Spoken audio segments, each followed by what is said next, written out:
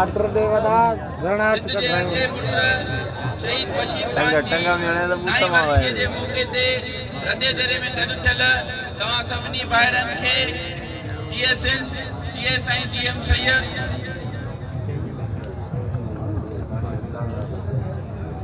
मुजी सिंध जा वारसो सिंध जे वजूद खे बचाइण जी जिदोजहद में शहीद बाबा जो नुमाया किरदार रहियो। शहीद सिंध जात पात जी मामले में मसले ते बुधायो करने छडने वाला है दुरंदा मेड़ मिंथ जा काफिला वठी दुरन खे बचायो जे मेड़ मिंथ जे काफिलन जो तादाद सवन में आए। शहीद बाबा ने बड़े 9 साल गुजरे ने सिखे न पढ़ो बाकी रहे तो रुकी करेड़ो भाई बाकी शहर में पहुंचायो। आमीन रहबर जो फिक्र खणी शहीद कराची में सिंध जी तारीखी हैसियत में बहाली जी फुरक जंहिं ते सिंध जे दुश्मनन शहीद बाबा के ज़हर ॾेई शहीद कयो वियो।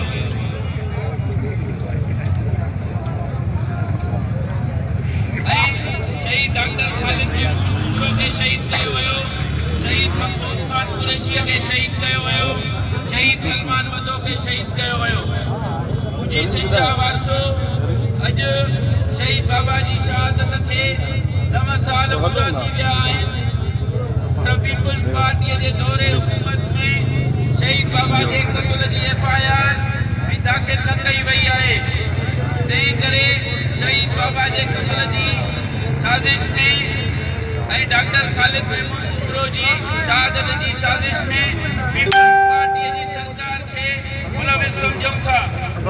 सिंध जा वारसो शहीद सिंध बशीर खान कुरैशी सिर ॾिनो आहे जंहिंजे क़त्ल सां तारीख़ में इंसाफ़ ज़रूरु थींदो। तंहिं करे शहीद जो केस तारीख़ जे हवाले कयां थो ऐं अॼु शहीद जी वरसीअ जे मौक़े ते शहीद खे क़ौमी सलाम पेश करण सां गॾु सिंध धरतीअ जे वजूद बचाइण लाइ सियासी जिदोजहद वचन वरजायूं था।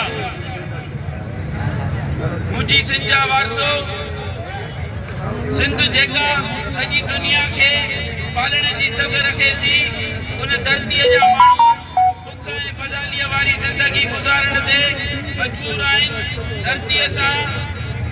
धरतीअ मां निकिरंदड़ मादनियात तेल कोयलो गैस वफ़ाक़ जो कब्ज़ो आहे। शहीद बाबा बशीर खान कुरैशी शहीद डॉक्टर खालिद महमूद सुमरो ऐं शहीद डॉक्टर मखसूद खान कुरैशी सलमान वदो जिया मारिया वञूं था।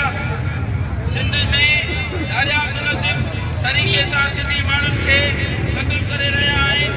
दारियनि में तारीख़ी माग सिंध में तारीख़ी मागनि ते बि कब्ज़ा थी रहिया आहिनि। सिंध में हिंदू भाइरनि खे मारियो वञे थो ऐं हिसायो वञे थो। सिंध में सहाफ़ियुनि जो क़त्ल आज़ाद आवाज़ जो क़त्ल आहे। अॼु डाउ यूनिवर्सिटी में सिंधी न्याणी डॉक्टर अनीला ते पठाणनि पारां हमिलो कयो वियो आहे जेका पठाणनि जी खुलियल दहशतगर्दी आहे। सिंध जी न्याणी डॉक्टर अनीला मथां हमिलो कंदड़ जवाबदारनि खे गिरफ़्तार करे कानून जे हवाले कयो वञे। सिंध जी का बि न्याणी निंदरगी न आहे। सिंध जे नंगनि ऐं दंगनि जा वारिस सिंध में थींदड़ हर ॾाढ ऐं ज़ुल्म जी मज़ामत कयूं था। सिंध जा वारसो सिंध केतिरनि ई साज़िशुनि जो शिकार आहे। सिंध जो वजूद बचाइण लाइ सरकारी जिदोजहद जी ज़रूरत आहे। सिंध में तेज़ीअ सां धारी आबादी वधी रही आहे जंहिं सां सिंधियुनि खे अक़लियत में तब्दील कयो वेंदो। सिंध जा वारसो धारी आबादीअ खे सिंध में आबाद करण जे पुठियां वफ़ाक़ सां गॾु पीपल्स पार्टी भी बराबर जी शरीक आहे। धारी आबादीअ खे रोकण लाइ सियासी जिदोजहद सां गॾु तव्हांखे उहा आज़ादीअ सां बाइकाट कयो वञे,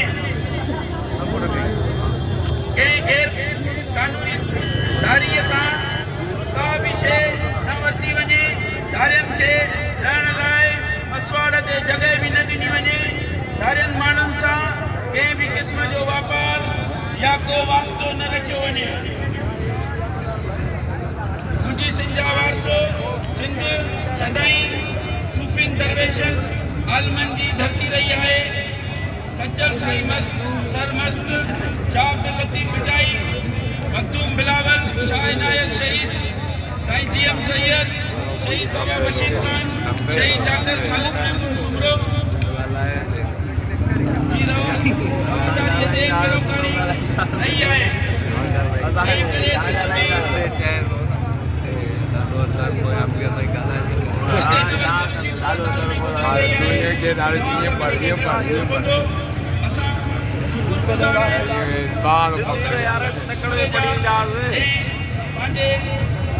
मसरूफियात मां वक़्तु कढी करे पंहिंजे बाबा वांगे शहीद डॉक्टर खालिद महमूद सुमरो वांगे जीअं बाबा जी मदार ते बाबा जी बरसीअ ते ईंदो हुयो, हू शरीक जो आहे।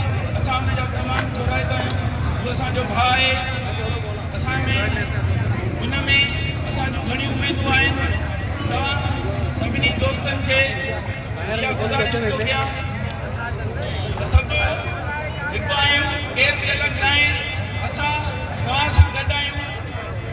तव्हां ही जेको हिते अॼु हे जेके कुझु शरारती माण्हू ड्रामो कयो, दोस्त हर को पंहिंजी राय रखी सघे थो, तव्हांखे ॿुधाए सघे थो। जेके विच में शरारती माण्हू हिते अची जिन शरारत कई आहे, असां हिन शइ जी मज़म्मत कयूं था। जेके हिन में शरारती माण्हू आहिनि उहे जीअं सिंध क़ौमी मां जा न आहिनि। जीअं सिंध क़ौमी मां साईं जीएम सैयद जे अदम तशद्दुद जी वाट ते हले थी। कुझु माण्हू असांजी पार्टीअ खे तव्हां सभिनी खे बदनाम करण जी साज़िश थी रही आहे। उन शइ ते तव्हांखे पाण खे कंट्रोल करणो पवंदो। असां तव्हांखे चऊं था सभु हिकु आहियूं, केर बि अलॻि न आहे।